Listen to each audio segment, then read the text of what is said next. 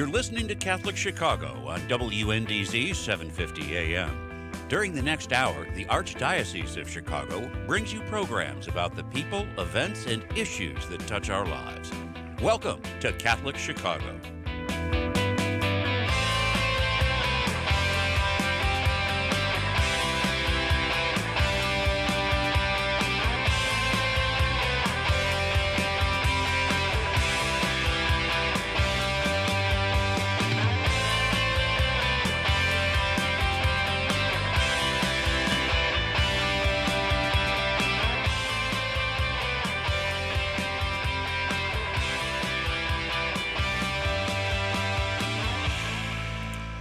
Good morning, everybody. This is Bob Gilligan of the Catholic Conference of Illinois, and thanks for listening to our show here this morning on this cold Monday morning in October.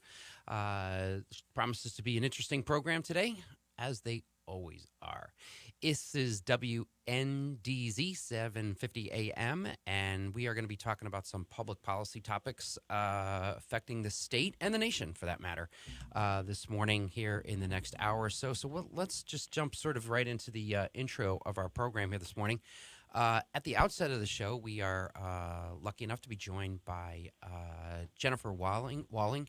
She is the director of a group called the Illinois Environmental Council. We're going to be talking about something that's been in the news a lot, not only here in Illinois, but across the country, is what are we doing as stewardship of the earth and our resources, and what is possible in the realm of changes to laws and policies and how we live and how we act. And so Jennifer will come on and talk to us about something called the Clean Energy Jobs Act, and she'll be with us just in a second. And then after that, we're going to jump subjects here and talk to Chris Ross. He is an attorney, and he works for social policy at Catholic Charities USA, and he's going to be talking to us about the number of refugees that are allowed to be admitted into the country.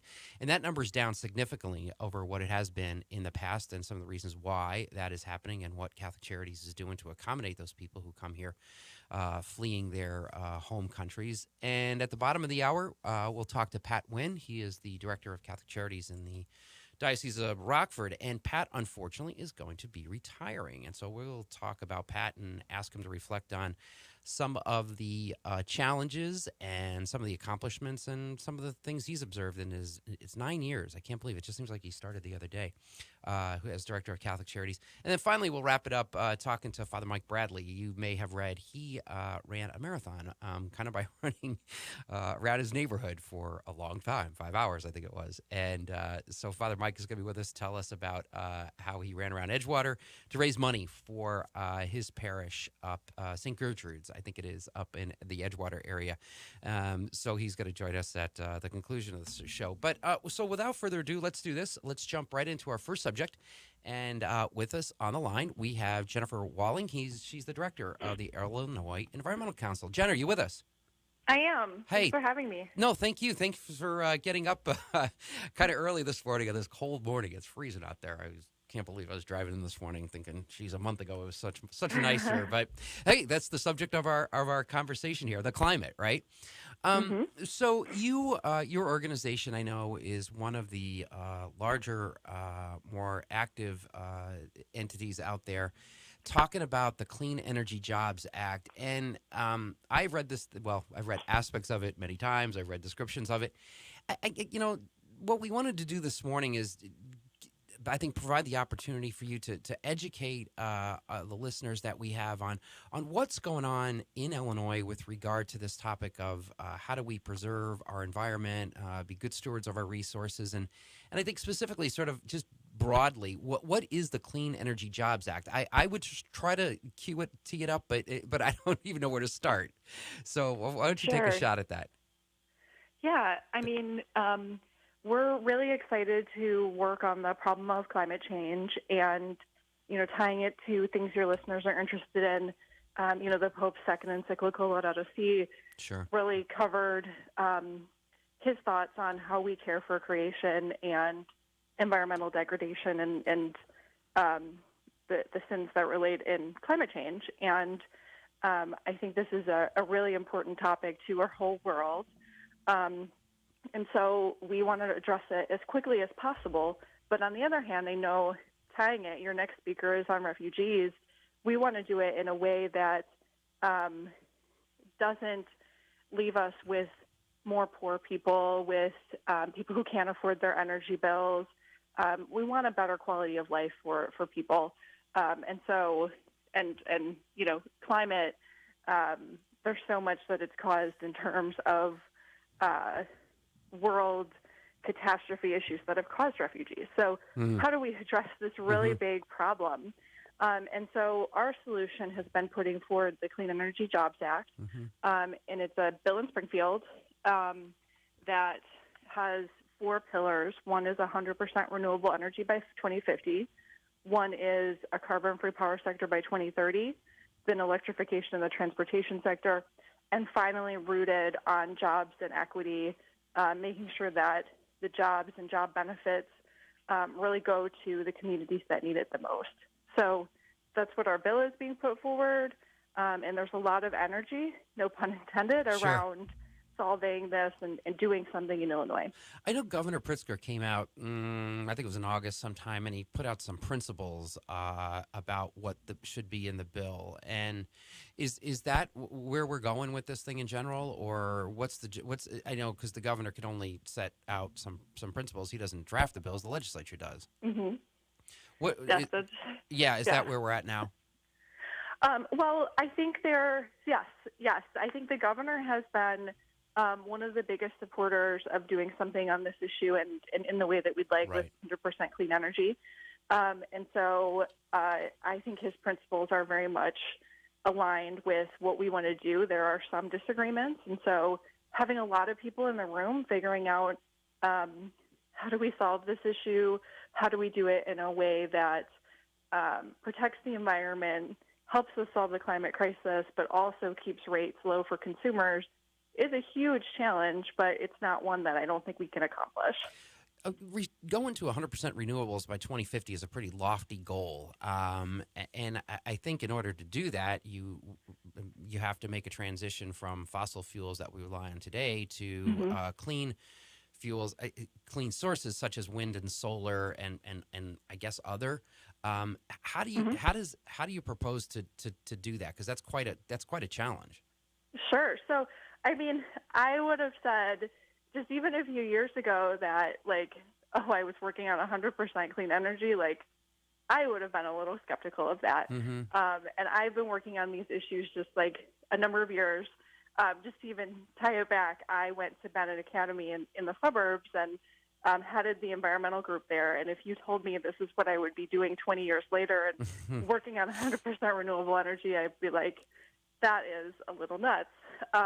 See, dreams come true. Dreams come true. I'm here doing this, and I think that, it is incredibly achievable. I think that we are there in terms of technology. The storage and battery power are growing every day.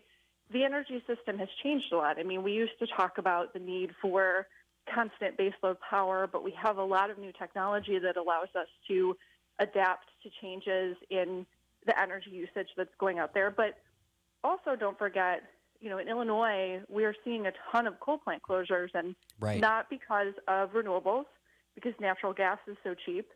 So last year, a quarter of Illinois' coal capacity closed, and they did it in such a way that they gave 30 or 60 days notice to those workers who are out of a job at Christmas.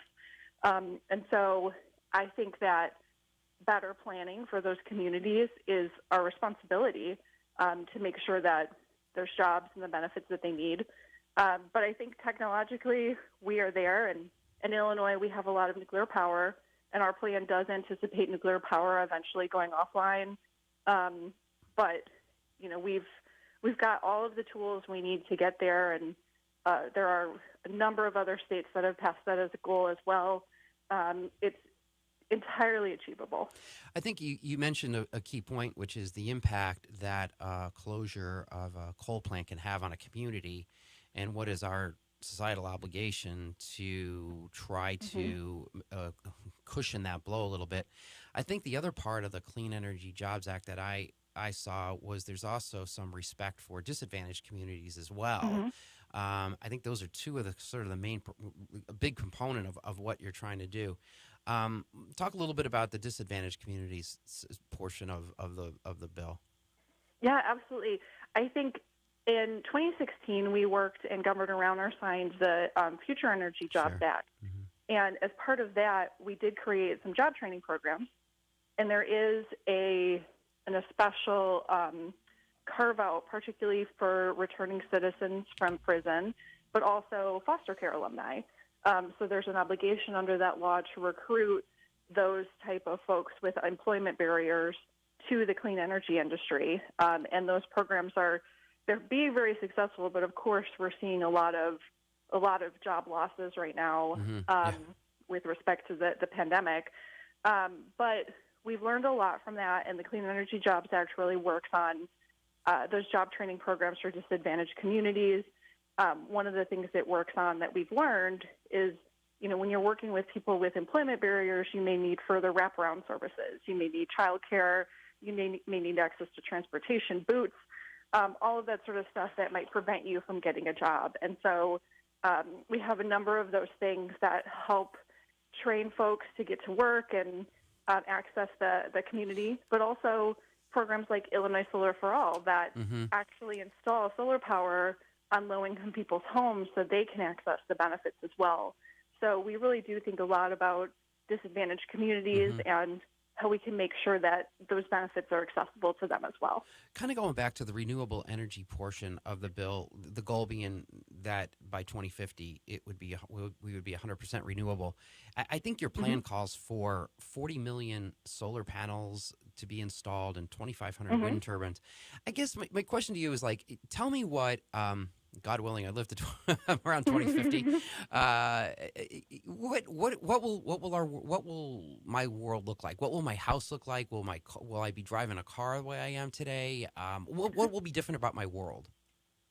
Well, I think that there's a number of things. I mean, hopefully, solar panels will be way more prevalent, and you'll be able to put one on your house or access one that's somewhere else. The other thing that is not, you didn't mention there, a lot of the benefits of clean energy come from efficiency.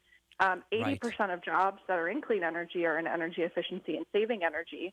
And so I think people think about renewable energy or energy efficiency and they think oh no, I'm going to have to, really bundle up in my own house. I'm going to be uncomfortable. The lights are going to be a color I don't want. People think of that being their world, but in actuality, this new technology can really increase people's comfort levels. So, our goal here is not to take away your iPhone or even in some instances take away your car. It's just to make it cleaner. And so I think we're going to be seeing a lot more electric vehicles by 2050, a lot more. I mean, you should anticipate that that's something that you'll be driving in your lifetime will be a car that charges from electricity instead of gasoline because of where that technology is going. And, there's just, I think, bipartisan excitement around some of the electric vehicles because it is domestic energy that we're using instead of getting a fuel source from somewhere else.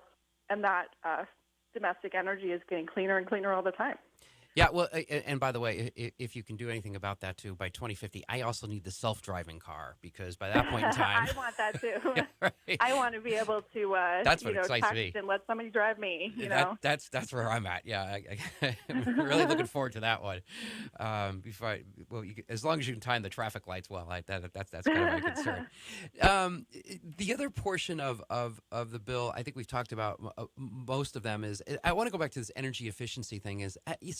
I think what you're talking about too is, and I remember when this was around 2016 and I was reading these bills and it was sort of fascinating. And I remember talking to, some of the people at ComEd at the time and some of the experts about how they could lower the load on your house in terms of when you use electricity and how you use it. And it's really fascinating once you get into the details, I'm sure you know a lot more about this than I do, in terms of like just how we live our lives every day. And if we can, if you will, tap the grid at times when there's not like a high usage of it, it really reduces costs for everybody significantly. I don't know if you're up to speed on that stuff, but if you know anything about that. That's kind of a very interesting subject, I think, as how we use electricity and how we live. Yeah, energy efficiency, there's so much exciting stuff. And it's kind of the quiet giant of all of this because, we think of solar panels and wind turbines, but like really it's energy efficiency and it's, jobs that can't be outsourced to China because you can't move your house there and you have to do work here. And so I think that there's a ton. There is a smart meter program where, you pay, I think we were talking about there, you pay the same cost all the time when you're just with ComEd, like some 7 or 9 cents a kilowatt hour. But actually, energy ranges from 1 to 2 to 3 cents a kilowatt hour up to 12 or 16 cents.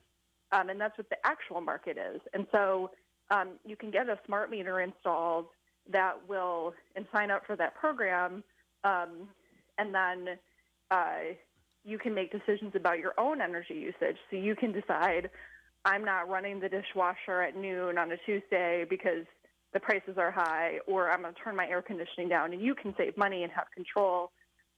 Nearly everybody that signs up for that saves money. But there are also a number of other programs just through ComEd. So the guy just moved into a new condo, and I already, ComEd has an excellent site to look at appliances, and I was able to compare them and choose an efficient one. But I also signed up, even during the pandemic, they have some virtual energy efficiency where they will give you free light bulbs and a shower. And, I've been talking about these programs for years, but I've never been able to take advantage of them in being, you can do some with a renter, but in being a homeowner, there's just so much more. So I've signed up for something in November, and I'm going to document it, get my light bulbs in, my shower heads. So there's all sorts of programs that are out there, and ComEd is doing actually just a really great job at talking about energy efficiency. Yeah, you see it a lot. You do. You see it. I've seen it in a number of places that I didn't think I would see it, and I think you're right. My colleague up in Minnesota had an interesting they did a lot of work on this topic, and they brought in a professor and some academics from, I think it was St. Thomas up in Minnesota. And they did a really interesting thing that I wanted to do here, and maybe we'll do sometimes, but it was geared towards like how people live their lives. And I think a lot of times what your point is a good one, which is we tend to focus on turbines and wind and solar and all these really high-tech gadget things. And I think my point is this. I think there's a lot of things we can do as individuals if we're just more cognizant of it, and how we lead our lives and live our lives can also help reduce the burden, the amount of energy that we're using. And I think we just need to be all more cognizant of it. I think we are. We're doing a great job. I think society has done it in the last 15, 20 years. I think it goes back even further than that. But I do think, and we can even be better at it, especially with technology. And we want to push that point more and more just to make people cognizant of these things. It's not that hard to do some of these things. Yeah, and it's not, and I think when people realize it's not just a benefit to the environment that they can't see, it's an actual pocketbook benefit. In a lot of cases, this is an actual quality of life benefit. Not only, there's obviously cool technology things that you can get as a person who can afford them, but there are a lot of low-income multifamily assistance programs. And as an example of co-benefits, one of the biggest reductions that we've seen in lead paint has been the energy efficiency window replacement program, because those windows are what peel the most in terms of paint. And so going into low-income homes and putting in new windows reduces that lead exposure and helps children's brains. And so lots of co-benefits there. But I do think, with the Clean Energy Jobs Act and other work we've done, part of our goal is just to make some of these things easier for people. If we had never passed the law, there would be no real-time pricing with the smart meter program. There wouldn't be this low-income solar. So just the combination of making sure that government is making these programs accessible and making it easier to take these steps if you'd like to. Plus, taking the steps on your own is a really great combination to, our responsibility to the climate crisis. Jen, thanks so much for taking some time this morning. Got to run up against a break Absolutely. here, but thank you so much for taking some time this morning. And this is a very complicated bill, but I think you broke it down and made it a lot simpler for people to understand sort of the direction and where we're going overall in society. Thank you so much, Bob. Thank you. Take care, and don't go away. We'll be right back. We're going to come back with Chris Ross. He is going to talk a little bit about the caps on refugees that have been going on here for quite a while. Don't go away. We'll be right back.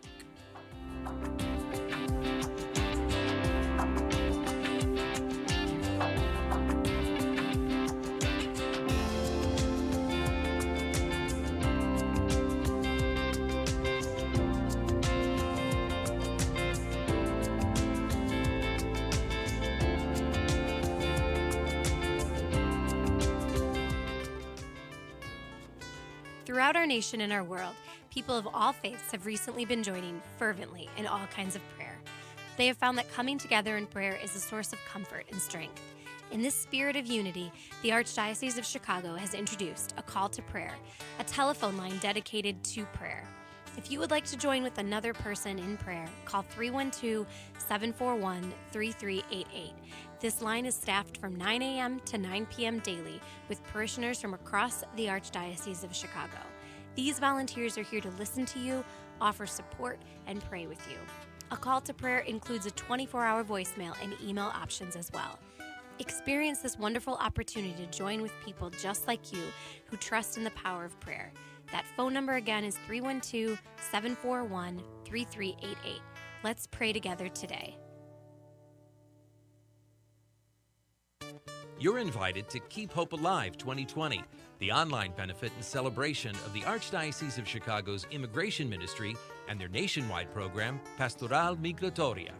Join us virtually on the evening of Thursday, October 29th, for a night filled with music, camaraderie, and inspiring speakers. Cardinal Blaise Supich and Sister Norma Pimentel of Catholic Charities of the Rio Grande Valley, who was recently recognized as one of Time Magazine's 100 most influential people, will be joining us to help keep hope alive. Now, more than ever, the immigrant community, both here in the Archdiocese of Chicago and across the United States, needs the leadership formation and accompaniment that Pastoral Migratoria provides. Registration is free, and sponsorship and advertising opportunities are available. Visit www.keephopealive2020.org for more information and to register. Again, that's www.keephopealive2020.org. When you think of the word neighbor, warm and friendly thoughts come to mind. Think of smiles across the yard, positive wishes, and looking out for one another on an ongoing basis. Catholic Charities' Neighbors in Need Fund inspires all of these and much more. We've seen an unprecedented number of requests for assistance this year from people who have never needed help before. When you make your gift to the Neighbors in Need Fund, you are igniting hope in the lives of your most vulnerable neighbors, especially individuals and families who continue to struggle to put food on the table and keep a roof over their heads. Your gift will give them the resources they need to overcome the unexpected, very serious circumstances in which they find themselves now. Give online at CatholicCharities.net or call 312-948-6087. That's 312-948-6087. Catholic Charities Neighbors in Need Fund. Thank you for helping build a world of kindness, one neighbor to another.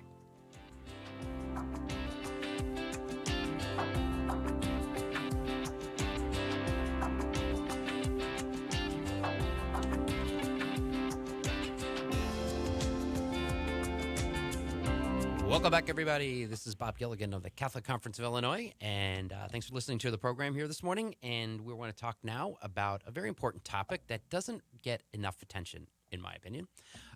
We have on the line with us Chris Ross. Chris is he's an attorney, and he works on the social policy team at CCUSA, and he's with us here with us to talk about the refugee issue and why we have such a cap on the number of refugees we are admitting into the country. Chris, are you with us? Yes, thanks for having me. Hey, thank you so much for coming on this morning. We really appreciate it. Sure. This has been a topic that I've watched, years ago. I've been in this job a long time now, and a long, long time ago, I was on the migration committee. I was a consultant or something like that, and when on the USCCB committee, and we used to watch these numbers. That committee does watch the numbers of refugees that the U.S. government is allowing to come into the country. And when I was on it, I think it was like 90,000. This is in the George W. Bush years. And, I think we're down like 15,000 now, something like that. So I think there was an issue recently with the number declining again. So it looks like the United States government is accepting less and less refugees into the country. And I think maybe before we go into reasons why, we should probably just explain to people what this program does for people and why somebody would become a refugee to the United States of America. Sure. You're right in your assessment. Historically, it's around 95,000 of what the United States usually sets in the presidential determination. We have had historic numbers during the current administration for each of their years. And so that's ongoing. You mentioned 15,000. That number isn't official yet. We are concerned about that, and it was supposed to happen October 1st. The administration hasn't met with Congress to discuss this year's presidential determination, and USCCB is pushing for an action alert. I'd be remiss if I don't mention that for your listeners to, if they're interested in this issue, to please contact your congressional reps and the White House to, that's a good point. Make sure that they actually do finalize the number. Even if it is historically low, it does need to be set for refugees to continue entering in the United States. So, and you know what? I'll probably, but go ahead. I didn't mean to interrupt you. No, so start with the numbers there, and then I'm happy to kind of explain what a refugee is. Yeah, I want to do that because what I'm going to do is actually in the next segment we're going to talk to a director at Catholic Charities in Rockford, and he runs a refugee program. Mm-hmm. So I'll ask him. And I've seen some of these people that come in. Why don't you describe a little bit about who comes to the United States and why, and how? Sure. It's not easy. Sure. Yes. So I'll start with the law, the Immigration Nationality Act, the INA. The definition for a refugee is an alien who generally has experienced past persecution or has a well-founded fear of persecution on the account of their race, religion, nationality, membership in a particular social group, or political opinion. And so it's easy to kind of miss that for Americans. It's not in our face compared to elsewhere around the world, but there is a lot of suffering going around in the world. According to the United Nations High Commissioner for Refugees, there were 19.6 million refugees worldwide in 2017. For your listeners, if you just think back just a few short years ago, frequently on our news media, we saw images of the Syrian war. Right. Right. Those people went somewhere, and that's kind of the key fact I'd like to kind of emphasize, that when there is strife in the world, you will see people flee to refugee camps or neighboring countries because they truly have nowhere else to go. There is no home as they know it. So I mentioned 2017 data. In those images, 6.3 million Syrians were displaced during that conflict, according to the UN data. So that is how refugees kind of occur in our world, and so it's concerning. It continues to grow. The number of refugees around the world is growing because of persecution in different countries and political strife around the world. And so when I say where they go afterwards, you hope that they find safe havens. And a country like the United States, with all the blessings we have in this country, we do accept refugees as a safe haven. We've done so more in the past than the past few years, but we do, welcome refugees. And the vetting process is pretty extensive. I know that as well. It's not like you can just sort of show up and we take you.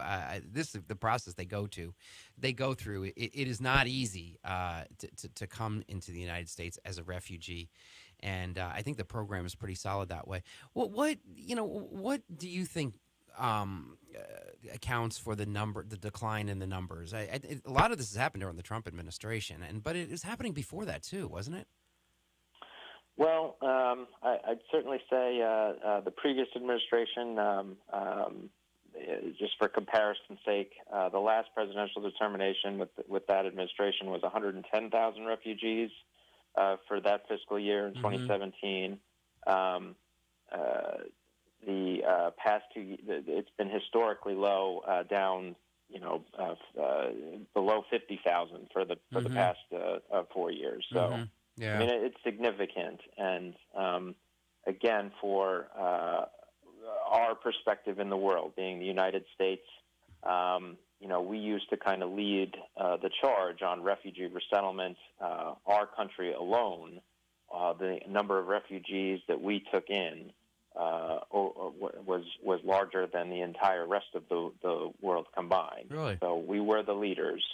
But in 2017, again, in this current administration, for the first time in modern history, we did settle fewer refugees than the rest of the world. So we lost that title, which is unfortunate because of, again, the blessings that we have in the United States. It's sad to see, and also I think from a policy perspective, the message that sends for the rest of the world that if this isn't a priority for a country like the United States, what does that say to other countries who may have less resources than even us, and have to attempt to welcome refugees into their borders? It's a difficult question in terms of what countries take in who and what each country's responsibility should. But I think you have a good point in that we've been a leader in this area, and I think our country benefits from taking in refugees. These are people that really want to be here. They've fled a very difficult situation. And they are by and large contributing greatly to the culture, and there's some really great stories. I've seen them myself. It really is kind of uplifting when you see what some of these people have gone through and how proud they are to be an American. I think that's the thing that strikes you, is that we take so many things for granted here, and then we see somebody that's offered what we sort of take for granted. Just the reaction that they have is really fascinating, and they're from all over the globe. I mean, from all over the world. So it is a comforting thing, and we'll see about maybe what will happen in the future in terms of our ability to take in more of them. Where do you see this issue going? We got about another minute or two. Where do you see this going? Well, like everything, we do have an election November 3rd, in case people haven't been watching any TV or anything, and that will have an effect. Immigration was a major issue for this administration, and it continues as an issue for something they focus on, and that will have consequences. I'd say immediately for where this is going, I mentioned at the top of our talk, USCCB, kind of advocating that this year's presidential determination does continue. That I would say, if your listeners are very interested in this issue, to get involved in that, because it's been a few weeks now that we haven't had action, and that is going to have significant consequences in the immediate future. That we need to correct that. Chris, thanks so much for taking some time this morning. Very interesting. We'll keep monitoring this, and hopefully we'll see if the issue changes at all. They often do, and things go in cycles, and I'm sure this one as well. Thanks so much for joining us this morning. Thanks for having me. Great. Don't go away, everybody. We're right back. We're going to kind of make a transition here on this topic. We'll talk to Pat Winn and bring up the very same questions that some of the same questions that we were talking to Chris about in terms of the refugees. This is Bob Gilligan of the Catholic Conference of Illinois. Don't go away. We'll be right back.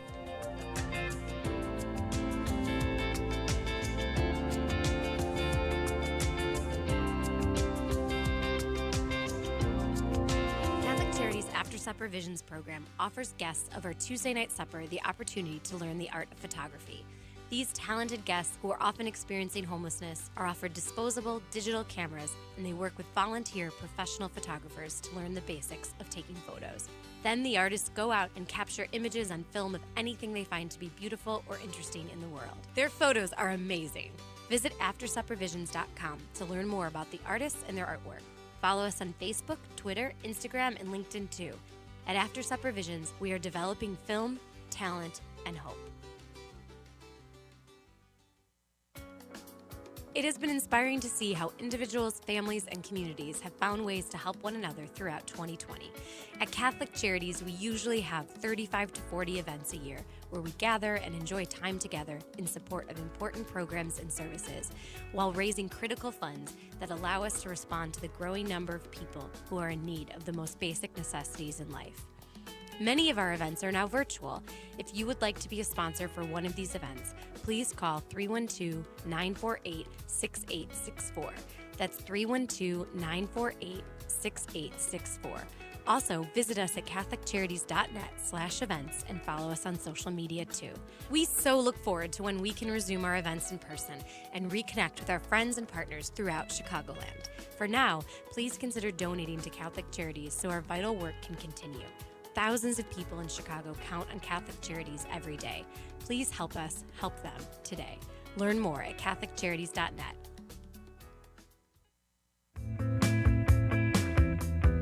You're listening to Catholic Chicago on WNDZ 750 AM. Every Monday through Friday from 8 a.m. to 9 a.m., the Archdiocese of Chicago presents programming about the people, events, and issues that touch our lives. Thanks for letting us be part of your morning. Now again, Catholic Chicago.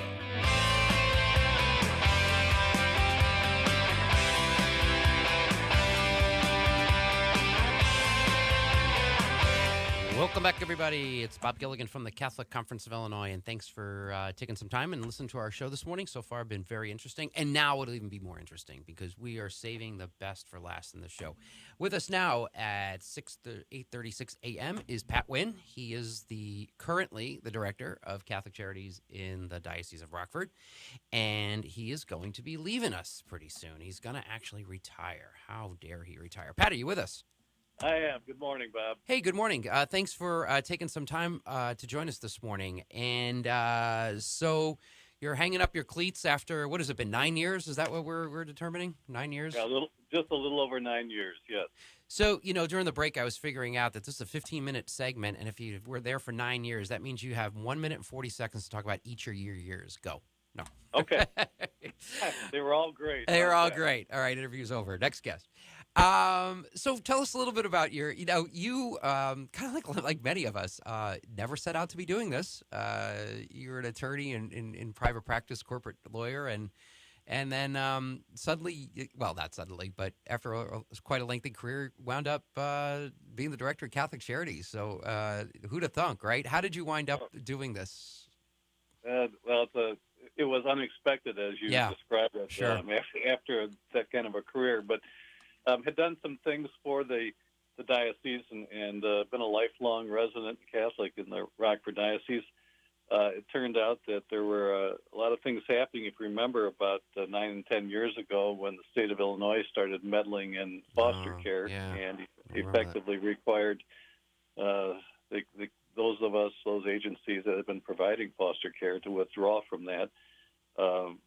It was during some of those conversations I had done some work that the former director left and continued with the advocacy program for foster care. I did, at the request of the diocese, I did some work helping them look at how to restructure. That was one of the things that our human resources firm had done with places. And after going through and presenting some ideas, they asked me to basically put my money where my mouth was and see about directing the programs. It was a real honor to get the request, and I've been delighted to be able to do that the last 9 years. Yeah, it's so good. Here, now go do it yourself. That's right. Yeah. So what's some of your reflections on 9 years? What I guess, let me ask you this question. I mean, what surprised you the most about your responsibilities? The very breadth of them. Yeah. One of the things that I was impressed with immediately was the size. You don't pay attention a whole lot to the geographical size until you actually get involved. And in our case, the Diocese of Rockford is the size of the state of Connecticut. Wow. And once you realize it goes from the Mississippi River to the Fox River, there are a lot of large and small communities within that area, and trying to determine what can be effective for various parts of those communities was certainly an education for me, but also an opportunity to serve more than one city, more than one particular community. Yeah. It's funny, the last segment, I don't know if you heard it at all, but we were talking to somebody from Catholic Charities USA about the number of refugees that are being let into this country and how the numbers are down. And I know you run a refugee program out there. And we do. And I had the privilege of going out there once, and it really is a touching program. It is the American dream when you see these people who have come here and have fled really difficult situations and how grateful they are to this country, and how grateful they were to Catholic Charities and how they would just participate and stuff. And I find those programs to be very, rewarding more than just in an intangible way. It makes you feel good. It does make you feel good, and you kind of dressed it up a little bit in terms of the difficult situations, because in order to qualify as a refugee to come to this country under the refugee program through the United States, is a person in the United Nations. The person has to be in genuine fear for their life and for their safety, and that's what the first qualification is. So we end up with the opportunity to relocate individuals. If there's a war going on, we have probably relocated people from that war scene. And part of our mission as well, and the policy that we've had is, as a general rule, we have hired as caseworkers and as aides in that program people who have gone through and been refugees themselves and have come to the Rockford Diocese. So it helps us be real in that relationship with the various refugee communities. We're very blessed to have them as part of our communities. What do you see as some of the challenges facing Catholic Charities in the next 10 years or so? I mean, it seems like you're on decent financial footing, but that's not. What are some of the challenges, macro and micro? Well, I think macro is always remembering that the needs of people change, and therefore Catholic Charities always needs to be ready to change as well. When you look at 10 years ago, that foster care program was a major part. I mean, both numerically, budget-wise, staff-wise, that was it. And that is not part of our programs anymore. And what we have done is find out that there are a whole lot of other needs that are out there that we can be active participants in. And I'm thinking in particular right now, Bob, are the human trafficking and domestic violence, the racism issues, the mental health issues. And we have got to look at how we can participate in those. I'm going to give you one quick, story, but also guidance that I've always used, taken back from when I was in the labor consulting field and working with one company one time. The gentleman who I was talking with said that whenever he got a response to a question or he got approached to make an acquisition, a corporate acquisition, he always turned to his mission statement, the company's mission statement, and he looked to see whether or not the proposal fit the mission statement. And I remember him saying, this could be an offer to buy a company that makes money trees. Sure. And but it wouldn't fit. It was not our mission. And therefore, he said, we would not do that. And we look at the same thing. We keep our mission statement in front of us all the time. And if a program, a proposal, an opportunity presents itself to us, turn to the mission statement. Does it fit? If it doesn't, then move on. If it does fit, then embrace it. That is difficult to do. It is. Yeah, I'm on a not-for-profit board, and because you're out there, you're serving the community in a certain way, in a certain method. You have you're doing a good thing, and then the needs are. Whenever you get involved in these things, you just find the needs are so great, and then a different type of opportunity opens up, but. You're doing a good job here, but do you have the ability to make the transfer to another area, and maybe even doing the same thing? But it's very difficult. It is. We've got two main parts of our mission statement, and that is to treat people with compassion, dignity, and respect. And that really is a guidepost for us. We really, in every one of our programs or efforts, we need to come back to do that all the time. And the second major piece is making sure that we are advocating for justice. And that's where it can get a little dicey at times because people have different views of what's justice and what isn't. Pat, one of the things about Catholic Charities I think that is good is I think they do a very good job of meeting the needs in low-income areas or, people who are really, really in need. I think that it does a pretty good job of that.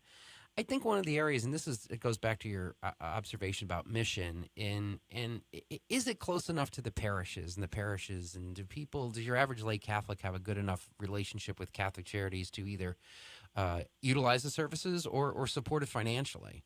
I think that's kind of one of those things where we probably need further examination. It's a difficult task. It is a difficult task, and you end up worrying that you're spending budget and resources on getting more budget and resources, or are you going to be trying to direct everything toward the direct services that people absolutely need? That's a tough balance to take because we can't run a program without resources. On the other hand, we cannot just concentrate on being an agency or a mission that is run by resources. We have to make sure that what we're doing is our mission, not the mission of a fundraiser or a bank or somebody else that has to have the monetary part as the primary. We're lucky in that we get to have a statement of what we need. Our diocese works very hard with us and give all the kudos to Bishop Malloy and others in the diocese who live the Catholic Charities piece, who recognize, yes, there are people at the other end of these services that really need our assistance. No, but one point I'd love to quote was Pope Benedict also saying, Catholic Charities is not just another social service agency. And so there's got to be that depth that comes from being faith-based. I thought of that when you said about mental health services. It was funny because my wife and I were just talking about this last night, is that I think you see, I think that is such a need in our society at all levels. And I think it's something that people in the parishes could relate to. I also sense that with people providing care for their loved ones, the elderly, that's another thing that Catholic Charities does that I think could be more utilized in parishes, and if people were made aware of what they can do, it would be helpful. But it's very difficult. I mean, these things we're talking about this is not easy to do. No, it isn't. But it's funny you would say that. I'm glad you brought that up because we have a proposal in right now from our diocese, from our Catholic Charities, to the Association of Catholic Mental Health Ministers. And it's a relatively new development, but we have a proposal into them that will, in fact, enhance our ability. We've had a long-established counseling department within Catholic Charities, but this will really take it to a professional level. We're hoping to do it across a couple of deaneries at the beginning and move on where we can finally then have it over the next few years be developed into diocesan-wide. But it is to focus, in fact, on the parishes, as you described. But it's also, and I think we all need more of this, it's also focused on cooperation among the various diocesan offices, such as the permanent diaconate and the life office and even the cemeteries. I mean, the people who run the cemeteries association see grief all day long. Right, good point. And they bring a really unique and valuable perspective to us, and we do work with them. This will give us a chance, if we're able to develop this will give us a chance to really be involved with those who are facing difficult problems from various angles. So we got a couple seconds left. So is this sort of like the Marine Corps, the toughest job you'll ever love? Or Well, it's something like that. I think I've worked harder at this than most other things. It's certainly an all-consuming kind of an occupation, but certainly worthwhile. I'm very blessed to have been asked to help with this project. It's been been a great 9+ years for me. Yeah, I Pat, I really think the diocese is better off that you had accepted that offer years ago when you presented that human resources plan. I think those that you've served are better off. I think the people who relate to Catholic Charities are better off. I think you've been a really effective leader in that area. You'll be missed. We'll somehow muddle along without you, but I hate to see you retire. But I'm a little envious. But you deserved it. You deserve it. Well, thank you very much, and I want to thank you too. You've been able to provide a lot of different perspectives and encouragement for us, and the same with Mary Lou Gervasio and Mary Massengale at your offices. Just wonderful people to work with, and it's been an absolute pleasure from our perspective. And I'm glad I've got a chance to introduce you and your staff as well to the other people of our mission here. It's been a good, healthy, developed relationship, and we're very, very happy. And I offer the same thing to you, Bob. It's been a pleasure to work with you. Yeah, same here, Pat. Okay, well, we'll let you go, and scuttling around to make sure your replacement shows up soon, right? We'll do that. All right, take care. God bless. All right. That was Pat Winn, everybody. We'll be right back. We're going to talk to Father Mike Bradley, marathon runner. I'm jealous. 67 years old, and he's still running marathons. I can't do it anymore. I'm jealous. We'll be right back. Don't go away.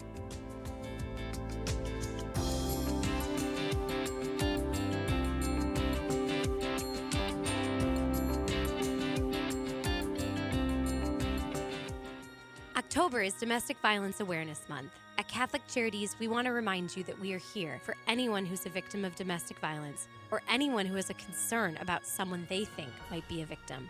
This annual recognition of domestic violence began in 1961. Domestic violence affects millions of people each year, both women and men of every race, religion, culture, and status. It includes physical, psychological, sexual, and emotional abuse, inflicted in both subtle and overt ways. If you or someone you know are victims of domestic violence and you are looking for a place to heal and recover, call Catholic Charities at 773-935-3434. That's 773-935-3434. We are working to bring hope and healing. Have you checked out Chicago Catholic lately? Either in print or online, Chicago Catholic has informative and stimulating content, including news from the Archdiocese, beautiful photographs, and a thoughtful column by our publisher, Cardinal Blaise Cupich. Editor Joyce DeRiga tells us about our current edition of Chicago Catholic.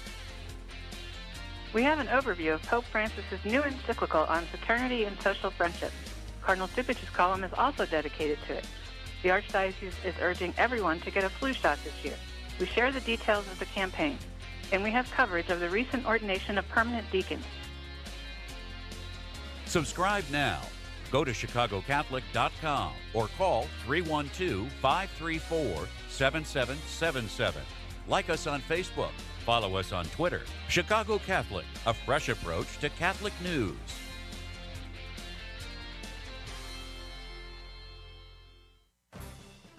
Do you have a gently used laptop or desktop computer that is gathering dust in your home? Consider donating to our Catholic Charities Veterans Computer Project. We will clean out your device, give it new software, and repurpose it for a veteran who is looking for employment.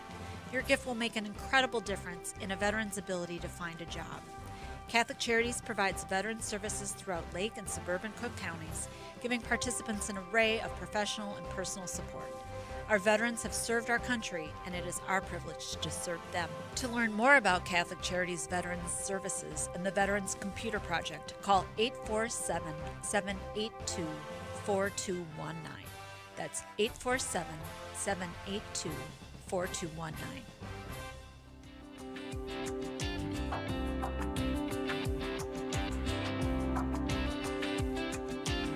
Welcome back, everybody. This is Bob Gilligan of the Catholic Conference of Illinois. Who am I over with? Or probably both. Thanks for joining our show this morning. And on the phone with us, we have Father Mike Bradley. Father Mike, are you with us? I'm with you, Bob. Hey, thanks so much for joining us. My pleasure. So I'm jealous. You are 67 years old, it says. I'm sorry for telling everybody your age, but you're still running marathons. I am younger than you, and my knees don't let me do it anymore. What's the secret? You know, Bob, you just keep going. You keep going. One step at a time, and you just keep telling yourself, okay, I'm going to go another block. I'm going to go another mile, and then it begins to add up. I know, isn't that's the key to life, right? I know. Okay, you inspired me. I got to get back out there. So tell us, you decided to just kind of run the route around the neighborhood, huh? Yes, you know, it occurred to me, I think this was the beginning of August, that, well, as you know, the Chicago Marathon was canceled. Right. Not a big surprise because all the major ones throughout the world have canceled. So it wasn't a huge disappointment, but then I got to thinking, well, why not make my own in the neighborhood? And I spoke with the staff at St. Gertrude Parish, where I live, and everybody was enthusiastic about it. I've been running, since 1995. That was my first marathon. So on the average, 2 a year. Yeah, I think I did my first one around that time too, but I haven't done 2 a year. I'm way behind you. Good for you. So, I mean, we should be get right to the point, though. I mean, you did this for a purpose, not only to stay in good health and to run, but trying to raise some money for a very important project at the parish. Yes, the Heart to Heart program. It's been in existence for some years now. It's a community outreach that serves senior citizens of any religion or no religion, actually. Sure. And the volunteers provide well-being calls, assistance with grocery shopping, transportation to the doctor, and a number of other things. And also, Heart to Heart is a lending closet of durable medical equipment. And as you can imagine, with the isolation of the pandemic, many of our seniors who live alone in apartments have just really needed a little extra care. And so I thought, well, I don't want to disappoint them, and so this is an opportunity to run for them. If people still want to donate, what's the best way to do that? Yeah, that would be stgertrude.org, and there'd be a connection. And St. Gertrude is STGERTRUDE.org, and you can still go on there and donate. And I think you've raised, what, is it over $20,000? $22,000 so $22,000. That's fantastic. That's great. And, you know, that area of like Edgebrook, it's Edgebrook, right? Edgewater. Edgewater. I'm sorry. I was confused those two. I'm by Edgebrook. We live on the edge. Right. You're Edgewater. I'm by the brook. Yeah, I live out by Edgebrook. Sure. Edgewater is. I mean, there's a lot of elderly seniors out that way. So this is really something that's really needed. Yes, it really is so heartwarming. Some of the seniors came out to cheer me on. Oh, that's great. During the marathon, and that's fantastic. Some of them I haven't seen in quite a while, and you could tell they were just filled with joy, and it was a wonderful event. And that's got to help you, too, when you see that. That's inspiring. Yeah. That's inspiring. Yeah. So when's marathon? What are you on? Are you nearing marathon number 50 then? Yeah, this was number 49. 49. Overall. All right. I've run Chicago 20 times. All right. And I'm hoping that next year, October, there'll be another Chicago marathon. So I haven't decided what maybe you have a suggestion or two. I did Alaska. That was beautiful. Really? Yes. Wow. It's in June. Okay. Midnight Marathon. It was beautiful. Okay. Yeah. And it's a great time of year in Alaska. If you've never been to Alaska, it's a great opportunity to go. Great excuse. Yeah. See the world through running marathons, right? Yeah. Yeah, that's the one I would do. New York City, you've probably done that one. No, I haven't. Oh, it's that would be a good on a 50th. Lottery system. It is. My number hasn't come up yet. Yeah, I got lucky or not lucky. Those are the two I did. So those are two suggestions for you. Now you have 48 for me, I'm sure. So one more time, the address if you want to give is www.stgertrude.org. And that goes to the Heart to Heart Ministry, and that serves senior citizens in that area of Edgewater that really need some services, really good information. So if anybody's interested, and you can support Father Mike's 49th marathon. Thank you, Bob. Thank you so much, Father Mike, for coming on. Okay. God bless. Bye-bye. Thanks, everybody, for listening. This is Bob Gilligan of the Catholic Conference of Illinois, and our thanks go out to Jen Walling of the Illinois Environmental Council, Chris Ross, an attorney with Catholic Charities, Pat Winn with Catholic Charities in Rockford, and finally, Father Mike Bradley from the St. Gertrude's Parish. Thanks for listening, everybody. We'll be back on the third Monday in the month of November. Can you believe it? Hope, stay well.